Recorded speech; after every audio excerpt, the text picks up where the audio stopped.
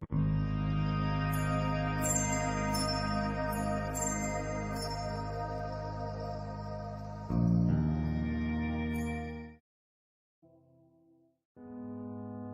Mark Mallett's latest article, Prophecy Ignored, Prophecy Fulfilled, Mark outlines the pre-pandemic prophecies that were dismissed by mainstream Catholics as being conspiracy theories.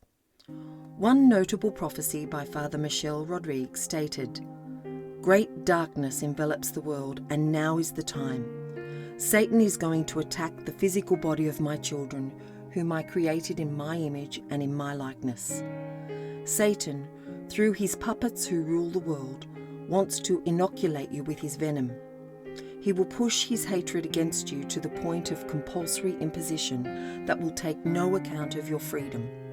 Once again, many of my children who cannot defend themselves will be the martyrs of silence, as was the case for the holy innocents.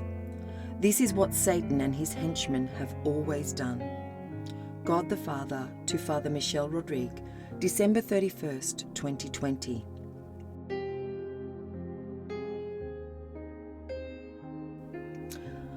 Mark Mallett continues to describe what he calls the coming digital Gulag.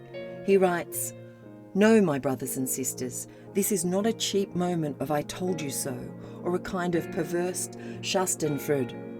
Rather, it is precisely a last call from Jesus to enter his sacred heart.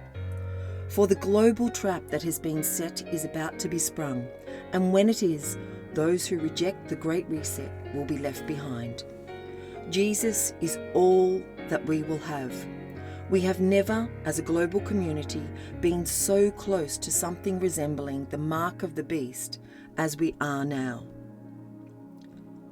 It forced all the people, small and great, rich and poor, free and slave, to be given a stamped image on their right hands or their foreheads, so that no one could buy or sell except one who had the stamped image of the beast's name or the number that stood for its name." Revelation 13:16-17. Mallet discusses the plans of this so-called Great Reset and concludes by examining the ultimate end times battle, a war on marriage and the family. He states, "Brothers and sisters, all this would be a cause for despair, except that Our Lady promised that, after all these tribulations, her Immaculate Heart would triumph. That's another way of saying that Jesus, through the maternity of Mary, will be victorious.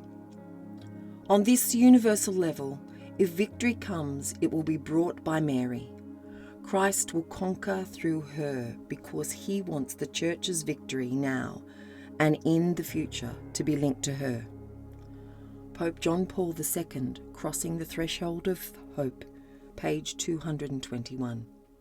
Yes, the big lie today is that man is an evil blight that must be eradicated in order to solve our problems, as if God miscalculated when he said, "Be fruitful and multiply and fill the earth and subdued it." Moreover, there is a temptation to simply stop living, stop having families, and to take on a bunker mentality. A conversation of Sister Emmanuelle Mallet, a French nun of the Beatitudes community with Medjugorje seer Miriana, apparently went something like this. "Sister Emmanuelle, yesterday you sent very strong statements of Our Lady. For example, do not be afraid to have children. You should rather be afraid of not having any. The more children you have, the better."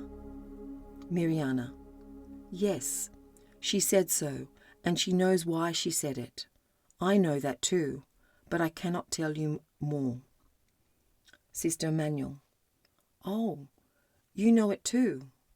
Miriana, nodding and smiling: "When the secrets are revealed, people will understand why it is so important for them to have many children.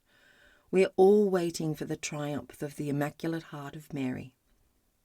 The French seer, Francine Berroult, was also given a message of a future hope from Jesus and Our Lady. Those who will be delivered from the spell of the angel of death will be happy to have pronounced their yes. What joy for all my chosen to have my graces. My priests will nourish them, and the body and blood of Christ.